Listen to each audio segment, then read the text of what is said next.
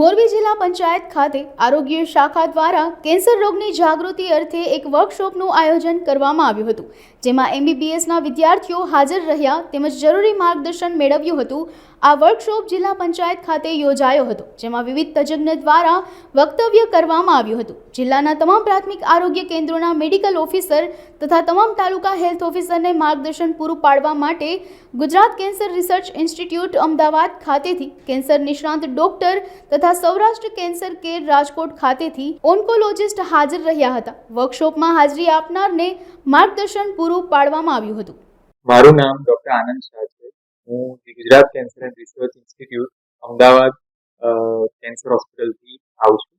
આજે અમારી ટીમ અહીંયા મોરબી હેલ્થ ડિપાર્ટમેન્ટ સાથે ટ્રેનિંગ માટે આવ્યા છીએ અને આજનો ટ્રેનિંગનો ઓબ્જેક્ટિવ છે કે આપણે જે PHCના જે મેડિકલ ઓફિસર છે મોરબીના એ લોકોને વધારે સેન્સિટાઇઝ કરીએ કેન્સર સ્ક્રીનિંગ અને કેન્સર પ્રિવેન્શન ઉપર। NCDમાં હાલ એ લોકો કામ કરી જ રહ્યા છે, પણ એને વધારે સશક્ત બનાવવા માટે વધારે સ્પેસિફિક એ લોકો કેવી રીતે સ્ક્રીનિંગ કરી શકે।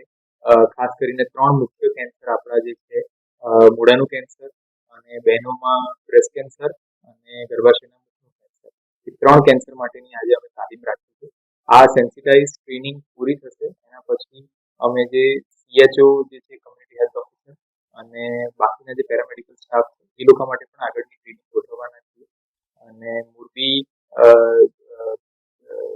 ના જે જિલ્લા પંચાયત છે, હેલ્થ ડિપાર્ટમેન્ટ છે અને DDO સાહેબ છે, એમને આટલો સારો ઇનિશિયેટિવ લીધો એના માટે હું એમની પ્રશંસા કરું છું અને આ વસ્તુ આપણે વધારે આગળ કરીએ લોકોમાં એટલે મોરબી જિલ્લા પંચાયતમાં જિલ્લા વિકાસ અધિકારીના પ્રયાસથી કેન્સરની જનજાગૃતિ અને અર્લી ડાયગ્નોસિસ અને પ્રિવેન્શન કેવી રીતે સમાજમાં થઈ શકે એ માટે ગુજરાત કેન્સર રિસર્ચ ઇન્સ્ટિટ્યૂટ સાથે સંકલન કરી DDO સાહેબ દ્વારા આયોજન વર્કશોપને કરવામાં આવેલ છે।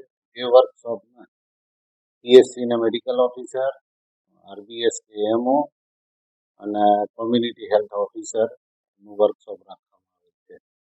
ખરેખર કોમ્યુનિટીને જે ટચ મેં સૌથી પહેલાં જે હેલ્થ સ્ટાફ હોય એ PHCનો સ્ટાફ હોય છે અને કોમ્યુનિટી હેલ્થ ઓફિસર હોય છે। એટલે જિલ્લા વિકાસ અધિકારી ઈચ્છા છે કે એ લોકોને જાગૃત કરીએ, એ લોકોને નોલેજને રીતે પાવરફુલ કરીએ, જેથી અમને ખબર પડે કે કેન્સર થયા પછી શું થાય છે અને અર્લી ડાયગ્નોસિસ કેવી રીતે કરી શકાય।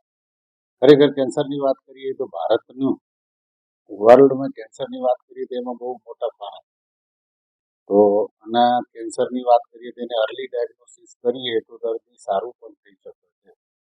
એટલે મોરબી જિલ્લાની વાત કરીએ તો ખરેખર અત્યારે ડાયગ્નોઝ દર્દીની સંખ્યા બહુ ઓછી છે ઇન્સિડન્સની પ્રમાણે, અને એને અર્લી ડાયગ્નોસિસ કરીએ તો ઘણા અમે લોકોને ભલે કેન્સર થાય પણ એને ચોક્કસ નિદાન કરીને અને એને પૂરેપૂરી ટ્રીટમેન્ટ આપી શકીએ છીએ એ નોર્મલ લાઈફ જીવી શકે છે।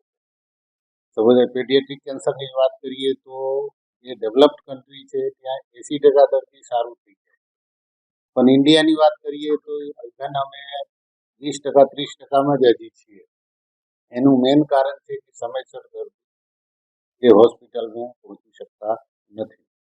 એમ તો અમારે CHO દ્વારા 30 વર્ષથી ઉપરના જેટલા બી કોમ્યુનિટીના માણસો છે એને સ્ક્રીન કરવામાં આવે જ છે, પણ એને વધારે વેગ આપવા માટે અને ક્વોલિટીવાળું થાય એ ખાસ અમારે જિલ્લા વિકાસ અધિકારી શ્રીનું વિઝન છે।